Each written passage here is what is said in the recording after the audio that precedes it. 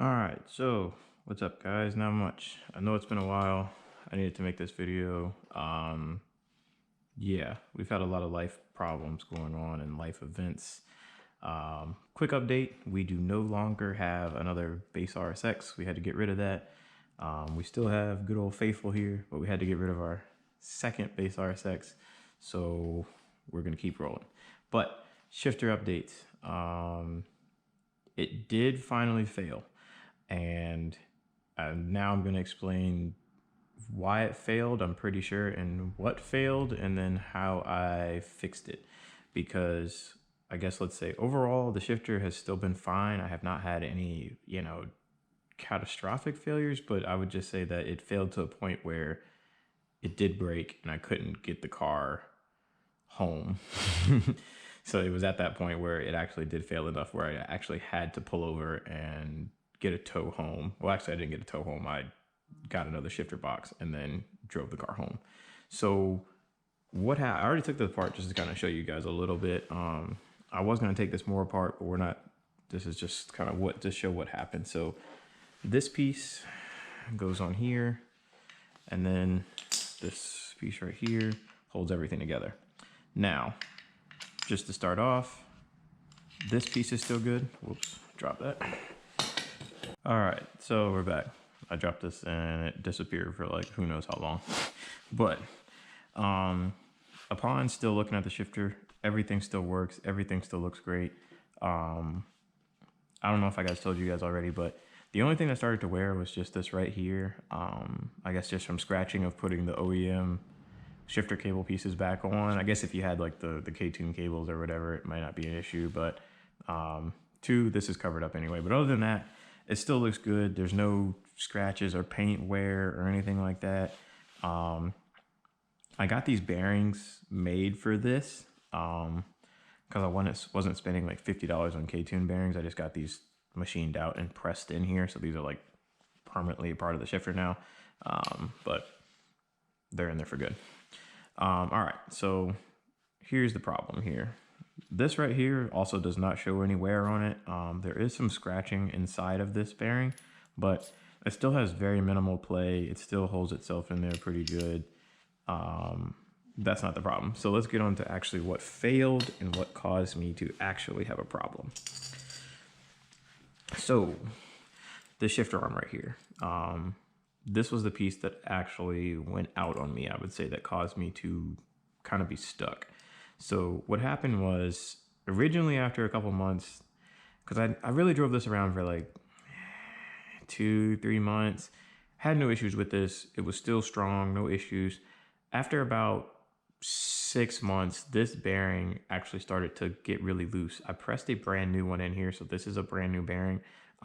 I've been driving on this bearing for almost 4 months now and still have not had any issues with this.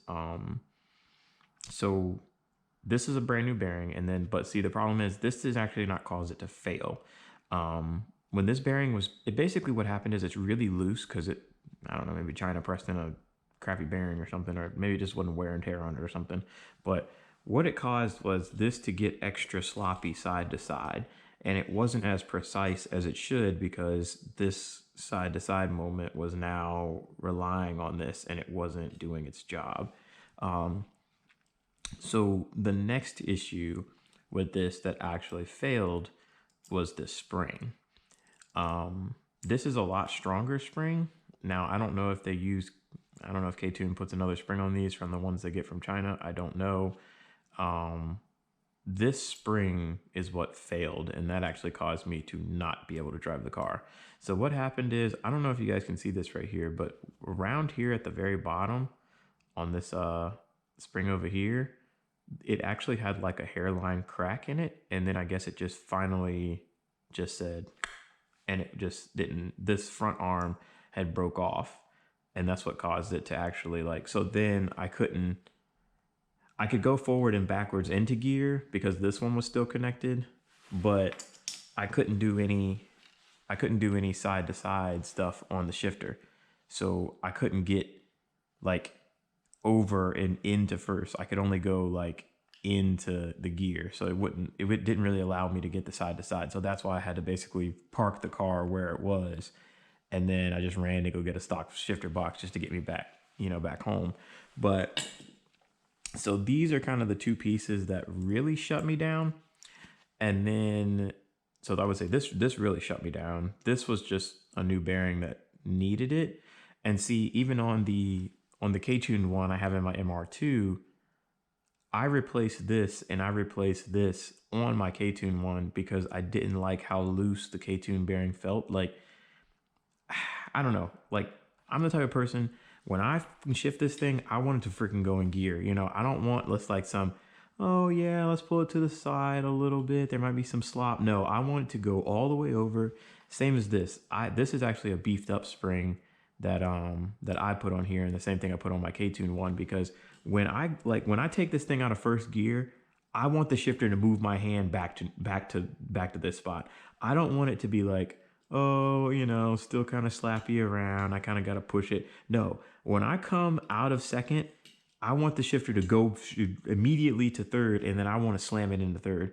I don't want to have to do this like, oh, draw an L-shaped pattern type of thing. No, I want the spring so strong that it literally pops my hand over and I just push it into third and it rides right in.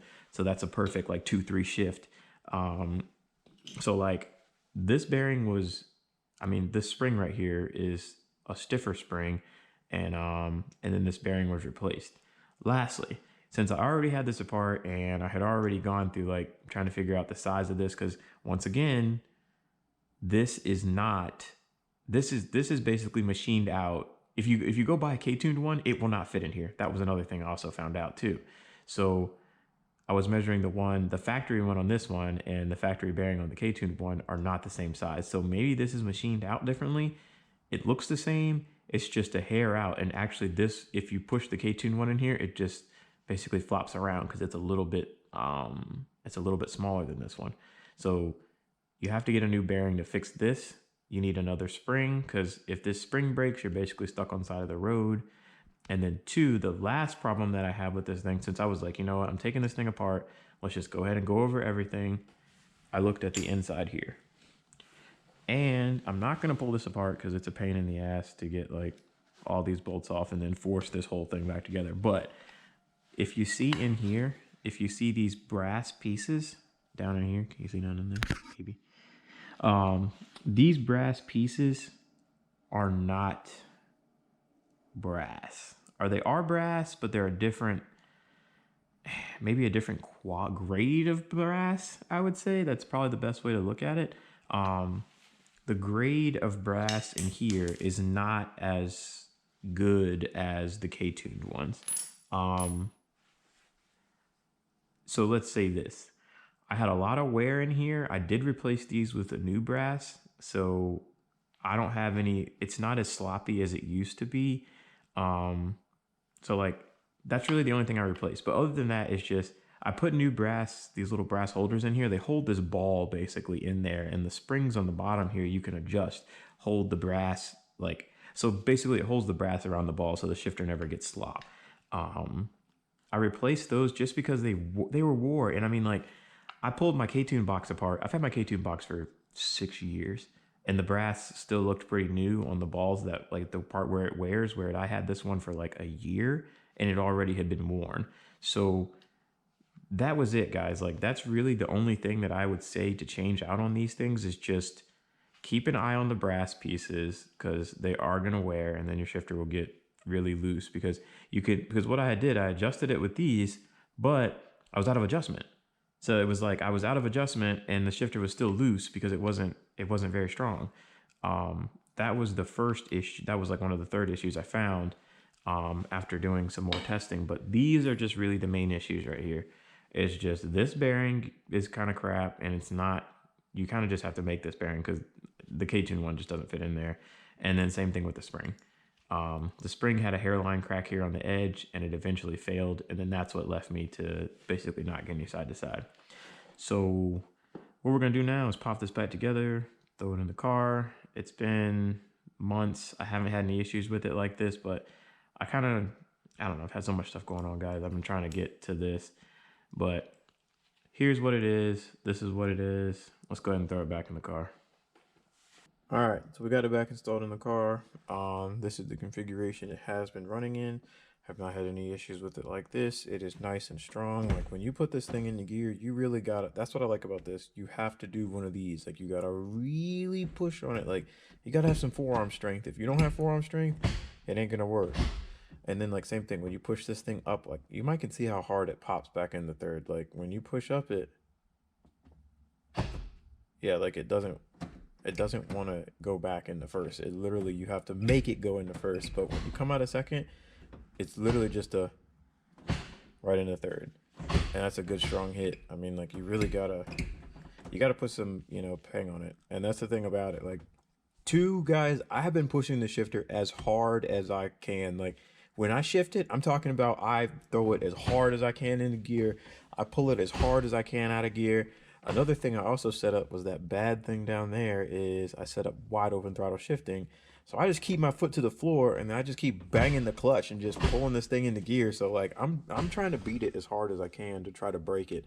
I'm not shifting easy. I'm not shifting light. I mean, every shift I take in this thing, I'm trying to break it. I mean, that's kind of the point of testing it, is to see what it'll do. But yeah, guys, don't want to make this video too long. But also last, whoever put these like actually screws in here for these two bolts, good job, bro. These make the shifter cables getting out so easily, because on my old K-Tune shifter I have Allen keys everywhere and they strip out because, once again, maybe it was made in China, maybe it wasn't, but these Chinese freaking Allen keys strip out easy as hell.